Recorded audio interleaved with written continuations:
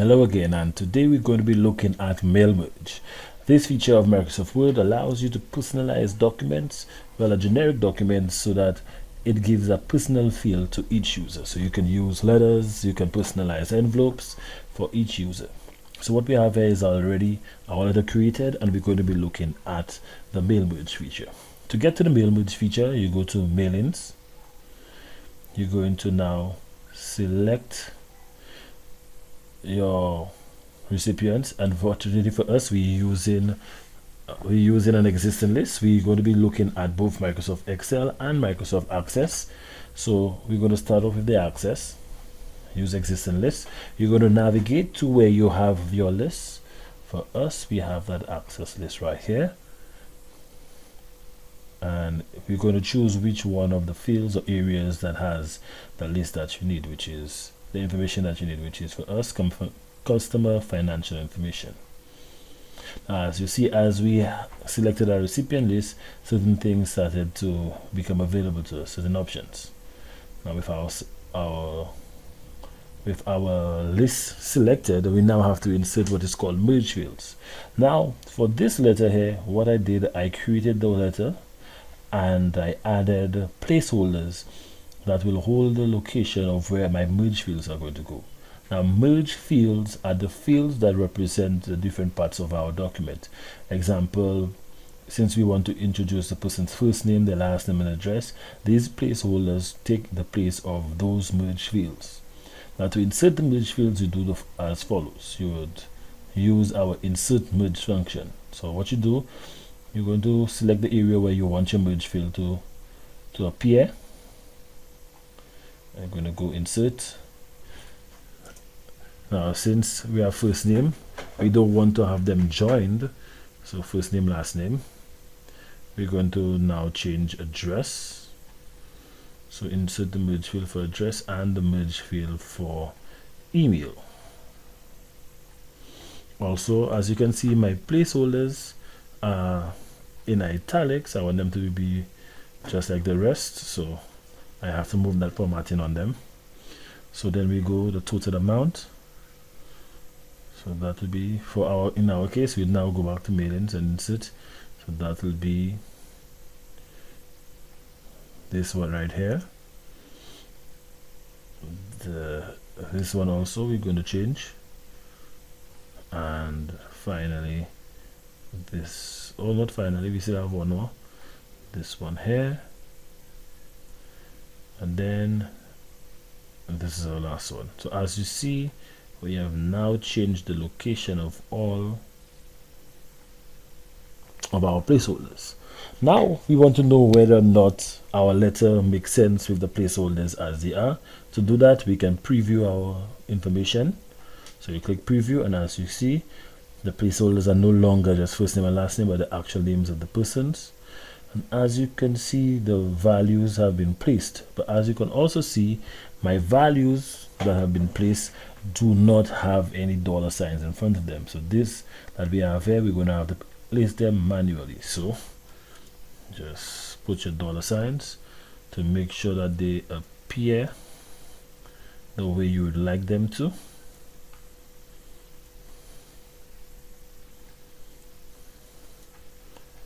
Now to go through our documents to see if all of them are exactly how we would like them, you use this feature here. And you can just go through them, and as you can see, each one changes. Now for us to print or save our merge documents, we do the following. You go to finish and merge. You're going to go to edit individual documents if you want to save them, and if you want to print them, and then you go to print documents.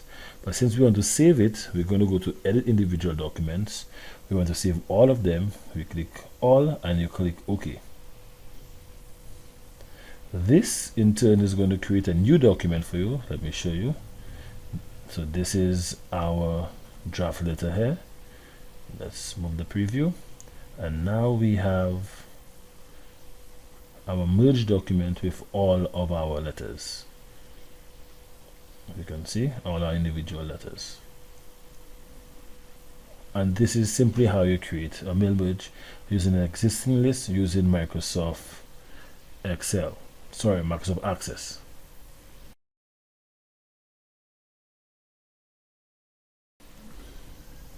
Now let's look at creating another mail merge, but this time we're going to be using Microsoft Excel. Now I'm going to show you something very important with Excel that must be done. So we're going to first select our recipients. We go use the same format as before. We go to mailings, we go to select recipients, and we go to use existing list. Then we're going to go to our file, and then we're going to choose our Excel file. And I'm doing this right now because I want to show you something very important. When you select your Excel file, you click open, and you choose the file which has the information you want. Now you see this area here, first row of data contains headers. You're going to click OK, and let's edit our recipient so you can see something very important. Now from here you can choose which recipients you want to use, but if you look very closely, our recipient information have customer ID, first name, last name, all as information that can be added to, or a letter can be created for. We do not want that. Okay, if you look at our merge fields, you can see they do not have any titles whatsoever. That is because we did not edit and we did not prepare our Excel document properly. So we're going to get this done now. I'm going to show you how to prepare your Excel document properly. Now to prepare our Excel document, here's what we do. We go to the Excel document, and what we're going to do, we're going to highlight the table with the information that we need. As you can see, since our table does not start at the very first row that we have here, Microsoft Word would assume the first row has the headers for your document. But in our table, the first row has a title for our table. So you highlight the table, and we're going to create what is called a name range for that table. So let's call that customer info. In creating that name range, do not put any spaces. Sometimes that causes problems with your Excel document. So let's see if our name range is here, and it highlights everything. You're going to save your document, and from there we're going to move on to our Word document for us to now complete our mail merge. Now we're back to our Word document. So from here we're going to go to mailings. We're basically repeating the same steps that we did with the access. So you're going to go to select recipients, use existing list. From there you're going to go to the area where you have your file, and you're going to click open. Now here it's going to make you choose which one of the files you want. So this here would be your sheet, and this here would be your name range. So we're going to select our name range, we're going to click OK, and just like before, all the fields in our ribbon are now available for us to use, but we're going to ignore these right now. If I go to edit recipients, you're going to see last name, first name, all of these are now headers within our table. You click OK. So now we're going to put our placeholders, and as you can see in this document, our placeholders are in bold. We're going to keep that feature because that's what we want, that's how we want them. And we want to change our placeholders so that they meet the correct requirements. And here, so remember, you create your email, your letter or your document first. Now we want to put, in our last one we had dear written first, but if you want to put a greeting line, you can come here to greeting line, and it will give us a sample of how our greeting line is. We can keep the dear sir, madam, and we can preview them. We can change it so that we want either the person's last name. So now we can get the preview,